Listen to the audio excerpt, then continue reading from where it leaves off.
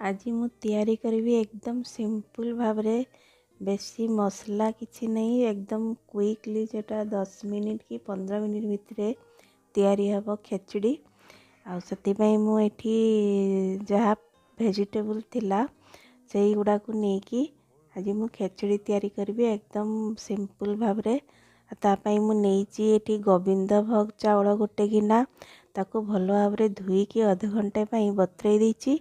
आउ वेजिटेबल नहीं एठी मु बीन्स आ फूलकोबी गाजर जगार नहीं टमाटर गाजर जेहेतु नथिला सेति मु टिके कलरफुल दिसवा पे टमाटर सीड्स बाहर करके एमती क्यूब रे काटी देइची।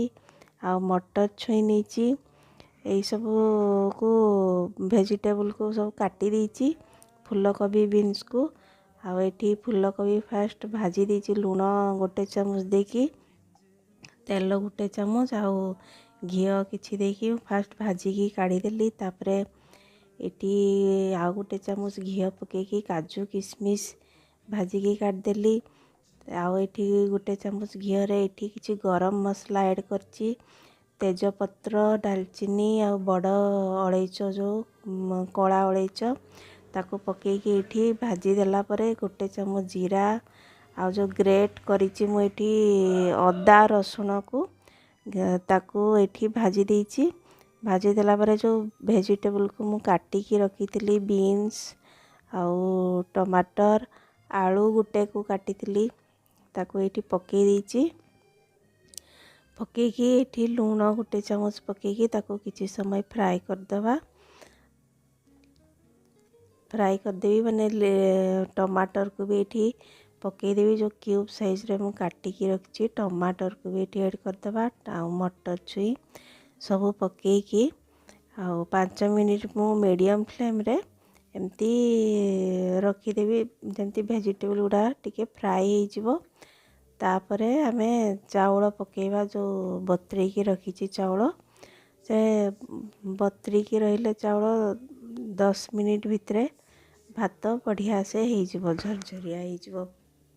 सबू मसला आमर बढ़िया से भाजी हो गला परे आई जो वेजिटेबल भी बढ़िया से 5 मिनिट पर एमती देखो तो लाल लाल होईची सबू भाजी हो गला परे बढ़िया से ये बास्ना भी आसी गलानी माने घिओ गरम मसला सबू। आ एठी हळदी टिके पकेची जेमती कि टिके येलो व्हाइट एमती कलर आसीबो। आउ एना तो विंटर आसी गलानी जेमती बहुत प्रकार वेराइटी वेजिटेबल जमती कि आज गाजर नथला मुझे कलर दिसब पुणी रेड रेड टमाटर पकईची एमती खाली आलू रे भी करहब मसला पकईकी। तबे ये मु पकई देइची 2 गिना पानी गोटे गिना चाउल गोटे गिनारू टे कम चाउल थिला तो 2 गिना पानी देइची गोटे चामच लूण आगरू भी मु लूण ऐड करथिली वेजिटेबल ले सेति मु गोटे चामच लूण टेस्ट करके देइची।